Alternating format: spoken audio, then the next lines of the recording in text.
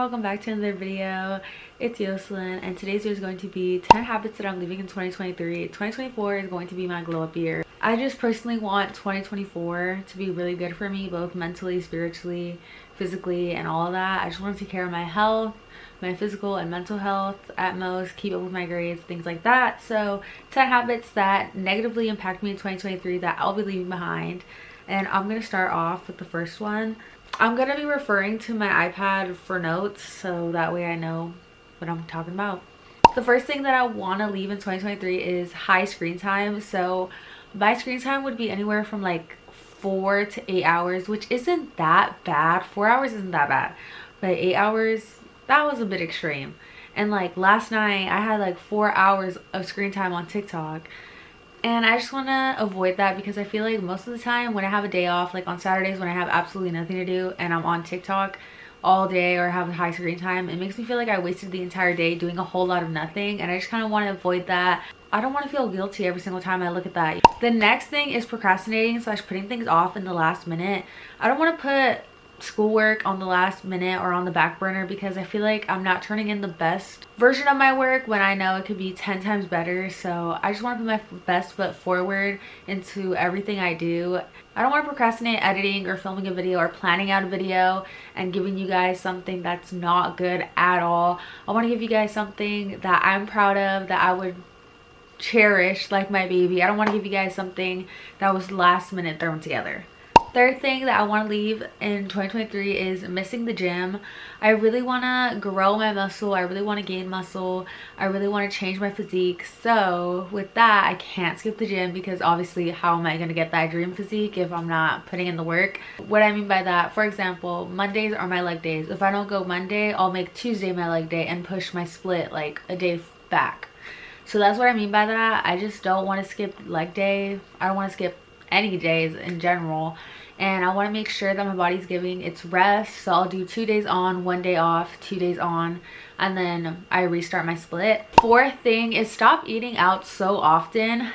Fall semester, I would go out with Chili's with my teammates, go to Chick-fil-A, things like that. And honestly, it's fun experiences, like chit-chatting with your teammates, chatting around the table, passing around chips and salsa. Like, that's fun. It's enjoyable. But it does rack up very quickly. $15 every week. That's like $45 a month. That's $45 that could be going towards a Lulu bra. $45 that could be going towards a new camera, potentially. Like, I just want to stop eating out.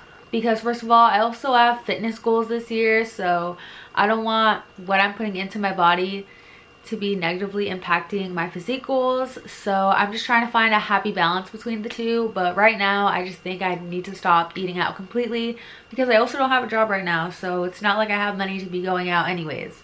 The fifth thing that is my biggest thing is overconsumption. So recently I've been watching a lot of videos about girls going into their no buy year, what's due for your no buy year, what to buy before your no buy year, things like that. And honestly, it's really inspired me to stop overconsumption because I have 4 Summer Fridays lip balms. I don't need 4 for 1 pair of lips. That's just crazy.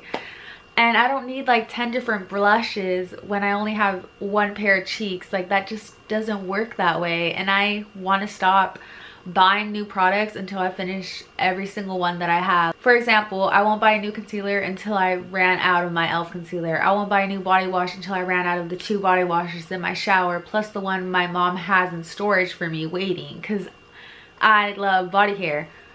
Or I'm not gonna buy a pack of Celsius until I'm done with mine that is in my fridge. Or I'm not gonna buy my new highlighters until all of mine are dead. Where I don't need duplicates of every single item. I don't need any of that. I don't need 10 phone cases. I don't need 10 different chargers. I don't need 2 different headphones. So just overconsumption, I'm gonna stop doing that. I feel like that'd be really good for me to save money. So hopefully I stick to it. It's not gonna be repurchasing anything unless it's a restock or a replacement of an item. For example, if I finish my e.l.f. concealer and I want to try something new, I'll do that, or I'll just replace it with the already existing e.l.f. concealer.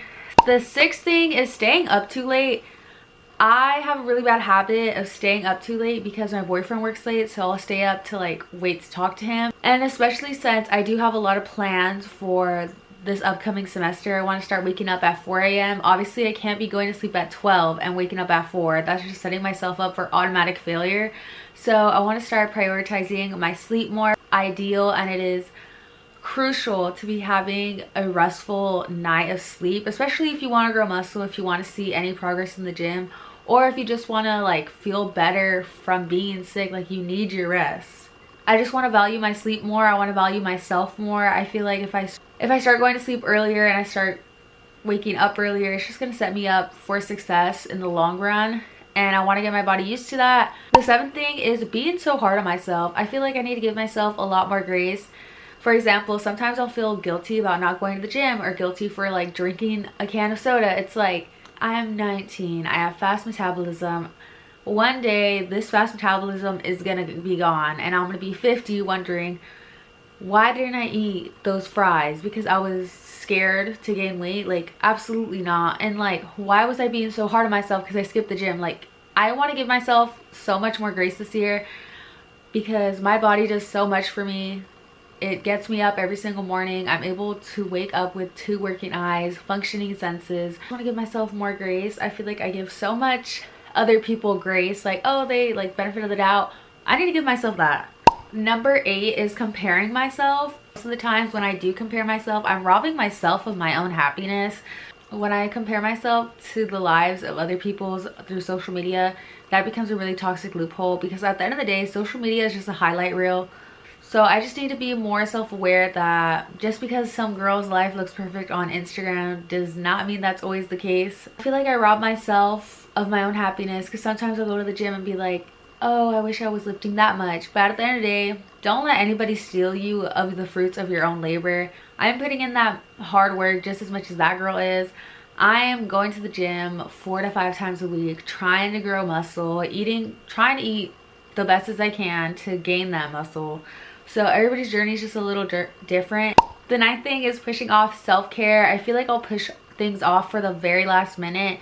For example, I love to dermablend my face at least once a week or every 2 weeks, but I feel like once I delay it anywhere further than 2.5 weeks, I just look disgusting and I just hate the way I look.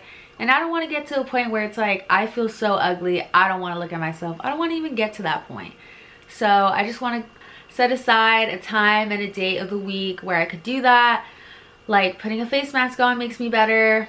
This kind of goes hand in hand with putting off the self-care, is putting other people in front of my own, / putting other people's feelings in front of my own. For the past year, I've been acting and doing things in hopes that people would like me, but that's just not the way to live. I need to live my life, and I need to think selfishly in order to be happy, and I've been so happy this entire winter break. 10th thing, and the biggest thing, is sinning. And I'm obviously trying to grow my relationship with God. I'm not Christian, I'm not Catholic. I don't identify myself to any religion just yet, because I'm still figuring it out. But I do have a relationship with God, and I want to grow that more. And I want to stop sinning, which includes gossiping, being lying, being disrespectful to my parents, just things like that. I just want to stop. Obviously, there's no perfect Christian, no perfect Catholic.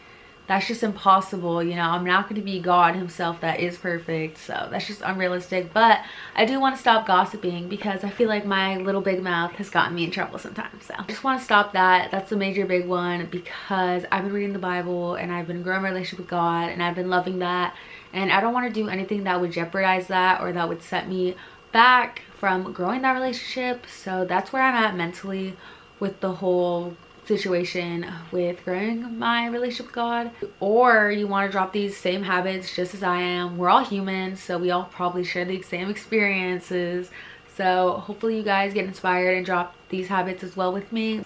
Anyways, that is 10 habits that I'm leaving in 2023. If you guys enjoyed this video, don't forget to give this video a like, subscribe. See you guys in the next one. Love you.